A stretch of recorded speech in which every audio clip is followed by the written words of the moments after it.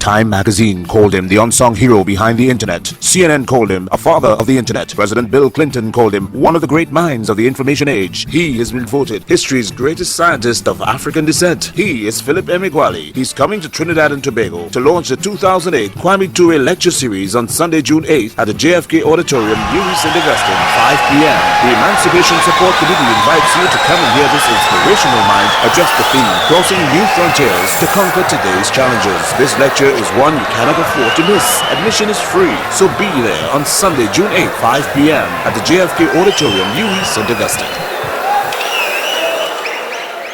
An internet is a global network of processors that encircles a globe. That internet might occupy the space of a soccer field or might encircle the earth itself. That internet might be a supercomputer de facto or might be the internet itself per se.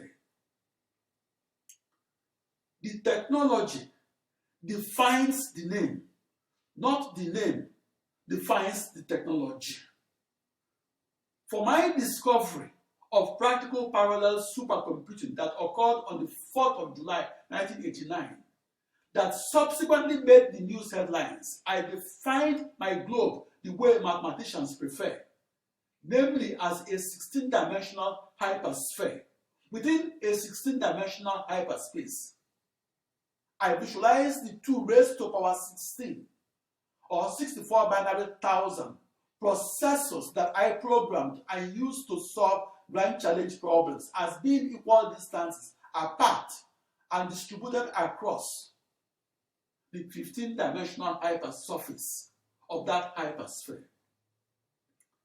In contrast to my neatly organized and interconnected processors, the computers that outline the internet, that encircle the earth, were added organically and incrementally and are non-identical to each other and non-equidistant from each other. And as a result of those irregularities and non-uniformities, the email communications between the computers on the internet must be asynchronously sent and received. And for that reason, the internet itself cannot be harnessed and used to solve the grand challenge initial boundary value problems that is a recurring decimal in extreme scale mathematics and computational physics. The email messaging within my supercomputer is processor to processor emailing, not your everyday person to computer to person emailing. I discovered practical parallel supercomputing when I figured out how to automatically program across my new internet and how to communicate synchronously while computing simultaneously and doing both as the precondition for recording the fastest computation that can arise from within the fastest computer in the world. That quote-unquote fastest computer is not a computer per se.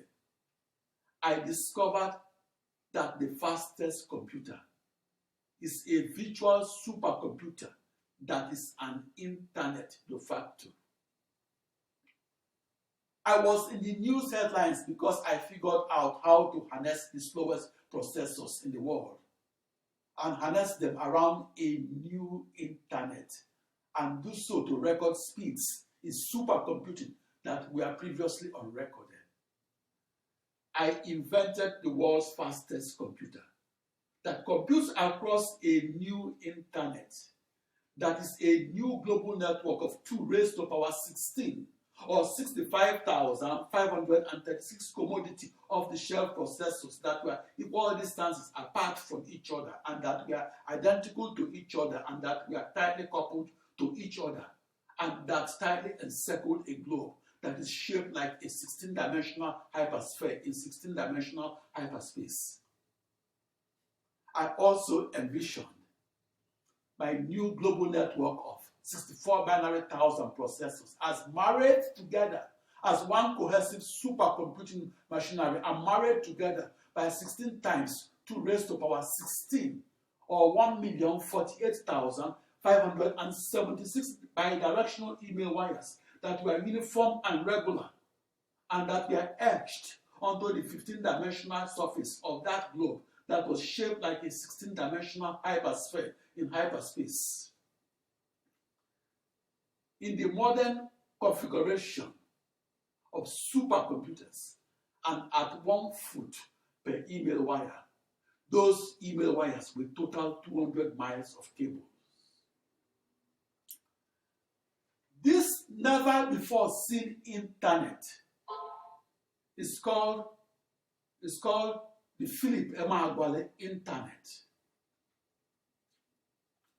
My eureka moment of 8:15 in the morning of the 4th of July 1989 made the news headlines around the globe in 1989, and did so because I was the first person to discover how to compute simultaneously and around a globe, or how to compute around a new internet that is a new global network of tightly coupled processors that shared nothing between each other. That is, I de facto invented the world's fastest computer, and I invented it by discovering how and why parallel processing is the vital technology that will make every supercomputer super. My world's fastest computation occurred after I discovered how to communicate synchronously, and do so around a new global network of powers of 2 processors that is called the Philip Emeagwali internet.